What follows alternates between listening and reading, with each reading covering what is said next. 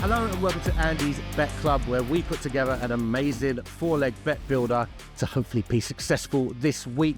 I am joined by two of Andy's Bet Club experts and writers. Hello to Rob, how you doing? I'm very well, Joe. Happy to be here. Looking forward to getting stuck in after a little bit of a break for a week or so from the pod. Yeah, that's it. We took a few days off for the FA Cup weekend, a couple shocks in there. But we look ahead to another cup game right now alongside Ramis. How you doing, Ramis? Good, thank you, Joe. Yeah, I'm really looking forward to Champions League week. I think this round's got some proper ties at it. We're actually into the Champions League proper now instead of that playoff round, which was a bit naff, to be honest. But yeah, some of the games this week a bit were naff, really Ramis. Good. It was a bit naff. Hey, did you watch Inter versus Bordeaux? You cannot tell me that was naff. Okay. I was talking about Carabao Newcastle more. That was tough, yeah. Well, yeah, I would expect that the game that we're focusing on today is not going to be quite as much of a non-event as that second leg was in Carabao Newcastle, because we're going to focus on Real Madrid versus Manchester City, a game that, is never going to be dull for, let's even just focus on Pep Guardiola. This is a match that's always going to mean something to him, isn't it, Rob?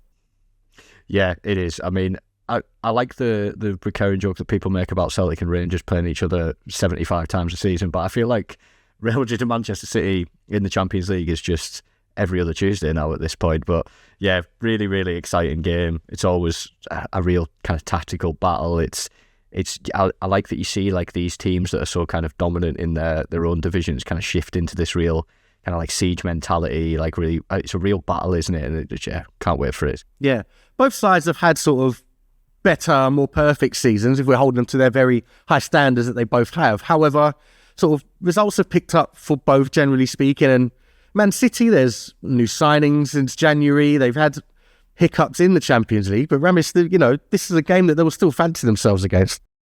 Yeah, definitely. I do think City have the edge going into the game. Obviously, unbeaten in 11. Yeah, we know Pep Guardiola puts together those runs of form at this sort of stage in the season.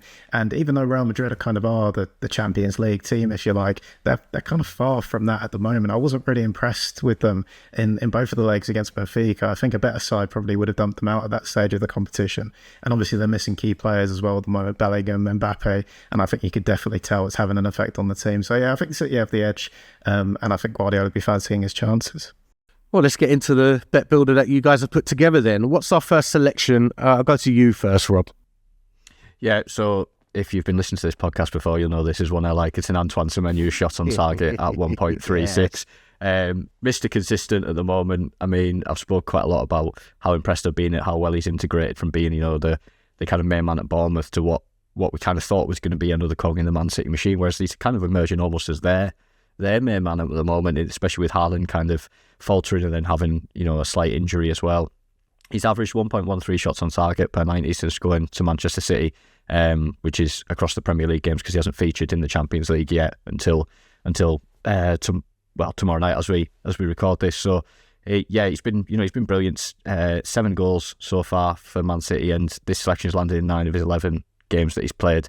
If you look a little bit further back, when he was at Bournemouth, obviously such a massive part of that team, 1.35 shots on target per 90 there. And if you look back kind of further across his 25-26 campaign with both clubs, he's had 31 shots on target in his 36 starts. So, talking about consistency.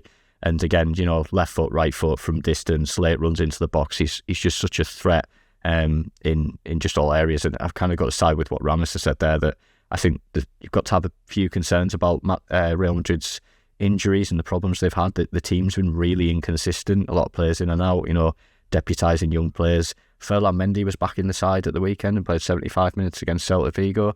And I think Mendy's okay. I don't think he's the greatest left back in the world. I think Real Madrid could do much better. But also I'd be kind of concerned about having a player who's played so little football for a while coming up against someone who is really kind of at the peak of his powers at the moment. So I think Semenyo should have plenty of success in this game, and I would hope so for the bet, of course. Yeah, and then if he decides to flip him to the other wing, I mean, he'd probably be coming up against Trent Alexander-Arnold, who, for all you can praise positivity about him, his defensive abilities are not necessarily what makes him world class. Put it different way, actually. Yeah. Yeah, it's a close one there, Joe, towing the line between, I think, what you were possibly wanting to say, but I think we all know that what he can be like. So, but yeah, I thought, someone like Get away with it Semenyo, in this team. yes, Yeah. someone like Semenyo, but that sort of dynamic, direct style would certainly give him the skin, the shivers, put it that way, which makes this a very interesting pick. Antoine Semenyo, 1+ shots on target. Let's add that to the bet builder straight in, number 1. Ramis, what's the second pick that you guys put together? Me and Rob have gone for another player to have a shot on target for Real Madrid this time. Is Vinicius Junior, one or more shots on target at 1.4. So I mentioned in the intro that Mbappe's a bit of a doubt for this game. Madrid missing a few players, and Arbeloa has kind of adapted to that, and he's changed the structure. So Real Madrid been lined up in a 4-4-2 in recent games. I think he's trying to keep it simple, and I also think he's trying to platform the best players he's got, and Vinicius is one of them. One of the most interesting things about Vinicius when Mbappe doesn't play is you see a real spike in his shots. I think he likes being the main guy. There's a lot of that around Madrid. I think you can name a few players that they want to be the main man. Unfortunately for all of them, it is Mbappe. But when Mbappe doesn't play and Bellingham's not there either, Vinicius is the guy. He's very shot happy. He's had 35 shots in Champions League this season. That's just under four shots per 90. He's not the most accurate with those attempts, but I always like backing a player for a shot on target when I know that they're not going to be too afraid to kind of take aim. And that's been the case when Vinicius has lined up against Manchester City. As Rob alluded to in the opener, these sides they played each other all the time in the last few years, and across the last 5 meetings Vinicius had 13 shots, so he's living up to that kind of shot average that he's posting in the Champions League this season. Another interesting thing is that he's pretty much identical if you look at his La Liga numbers, so this is a very consistent guy. Sometimes you get players that in the Champions League, like Anthony Gordon for example this year, where they're brilliant, they're firing, then they get in the Premier League or the domestic league, they're not quite the same. Vinicius is consistent across the board, so I think with Mbappe out, he's going to be the main sort of driving attacking force for Real Madrid, and I can see him getting those 3 or 4 shots away, and at least one of them finding the target. Yeah, he is a main character, Vinicius Junior, and particularly in the Champions League. I feel like he's very much involved. I thought it was quite a testament to him, all the kind of sort of off the pitch, although it did happen on the pitch, issues around that Benfica tie in the first leg, still made his mark in the second leg and stuff. And at the Bernabéu, Rob, he, why would you assume that he would shrink at all against the Manchester City side? I think it's really easy to get caught up in a lot of the noise, like whatever happened in that incident in the Benfica game, we would want to see the correct conclusion of it. But I think with the way Vinicius is often targeted by a lot of teams, and I think there's so much around that people forget how good he is. Like, this is one of the best players in the world by quite a comfortable distance, in my opinion, in terms of actual like pure footballing ability. He'd walk into basically any team in the world. So I think, looking at the markets and you see him kind of with 4 or 5 players priced shorter than him for a shot on target, you think just straight off the bat that's going to catch your eye, isn't it? Well, let's put it in then. That's Antoine Semenyo and Vinicius Junior, both each having a shot on target as our 2 picks so far. Rob, what's pick number 3? Yeah, so we're going for a Fede Valverde foul at 1.57. This is one that stood out to me really quickly. It's an interesting one with Valverde. I think he's a player that's a bit misprofiled. I think people do think he is kind of a crunching tackler and this kind of mean South American, when he's not. He is busy, he's industrious, he can be a bit nibbly in midfield and stuff like that, but he's a very, very good footballer, an incredible striker of the ball. His foul average is actually not incredible. It's 0.69 per 90 minutes, but the key here is that average is built largely around his time playing at right back for Real Madrid this season. And with everything that's been going on with the injuries and stuff and the return of Trent Alexander-Arnold, he's moved back into midfield, either kind of off the right or back into the centre. And he's in his last 6 games there, he's fouled in 5 of them. And in total, he's made 13 fouls across that run. So we're looking, it was 9 fouls across that run. He's, tripping people up. He's getting stuck in. I think he's someone that really suits having the game in front of him at right back. I think I would often joke with lads I play football with on a Sunday that playing right back is the easiest position in the world because everything's in front of you and you just boot it down the line if you're unsure. But you're right back. No. Centre midfielder actually, Ramis. So I definitely heard that playing at left back, getting that a lot when I would make a mistake and be like, "How does it look on this?" So that rise, like a player who, if a player was averaging 1.60 fouls per 90, which he is over the last 6 matches, they would not be priced at 1.57 for 1 foul. So I think there's a great little bit of value there. And whether he plays centrally or he plays off the left, he's got great numbers for players he's coming up against. Like if he's central, you've got Rodri at drawing 1.95 fouls per 90 minutes. If Cherky comes into the number 10, he's drawing 2.04. And then if he is slightly, even if he is playing central, there will be times where he's picking up kind of a right-sided space to help out defensively. And that's where Jeremy Doku very potentially is. And he is the most foul player in the Manchester City team at nearly 3 times per 90 minutes. So all those numbers together, and in a quite high-pressure game like this, I think 1.57 is cracking value. I'd be really interested at taking a couple of his higher lines as well, because he made 4 against Benfica in that last game. I know that was very high tempo, and there was a lot of emotions flying around after everything that had happened, but still, like, this is a huge pressure game. So I wouldn't be against laddering a few of those lines to take 2 and 3 fouls with some smaller stakes. It's not unlike the Bernabéu to boil over either, really, is it, Ramis? So you should throw that in as well. It seems I can totally understand how you two have come to this conclusion. So yeah, let's put that in. That's 3 out of the 4, and we've got one more for the 4-leg bet builder then before we conclude. Ramis, what have we gone with?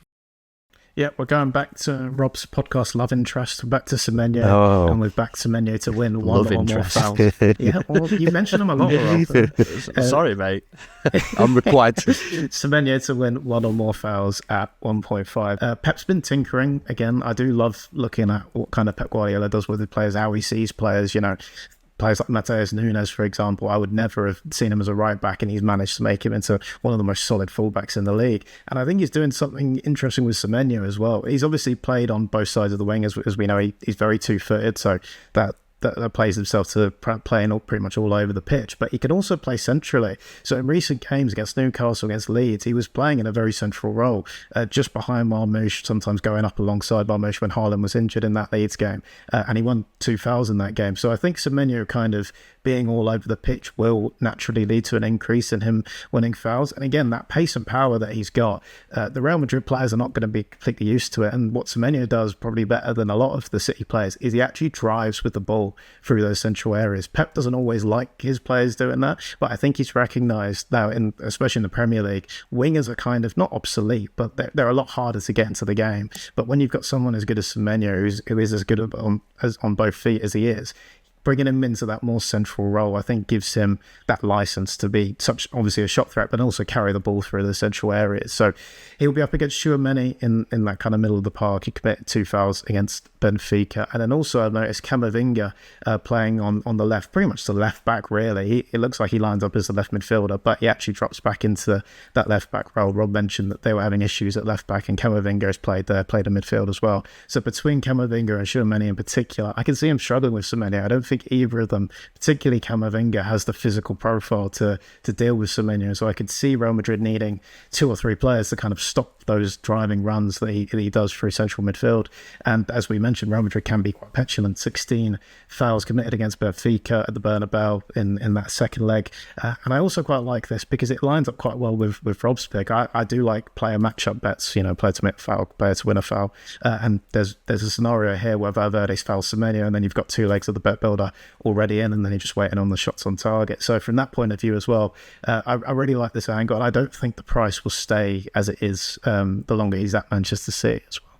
Yeah, I mean, there's a case to be made that this is probably the biggest game of his career so far, but based on our bet builder that we've put together and just the discussion that we've had and the performances for City so far, there's no question that he's going to step up to this level and impress in this game. And the bet builder speaks to that. We've got it completed now. So to recap, Antoine Semenyo for 1+ shots on target. Antoine Semenyo, 1+ fouls won.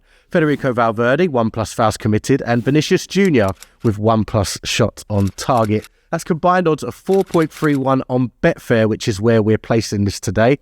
If you go into the podcast notes for this episode, there'll be a link there that you can click, and that will activate that bet builder for you, ready to place. Alternatively, if you'd like to tailor your own bet builder, we have, of course, the tool on andysbetclub.co.uk/bet-builder. Players must be 18 or over, of course. Please gamble responsibly.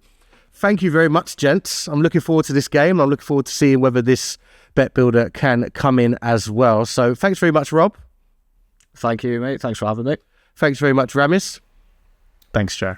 And thank you, listener. Make sure you subscribe to the pod so you don't miss any episodes moving forward. We'll be back in a few days to pick a bet builder for Liverpool versus Spurs in the Premier League. Until then, goodbye and good luck.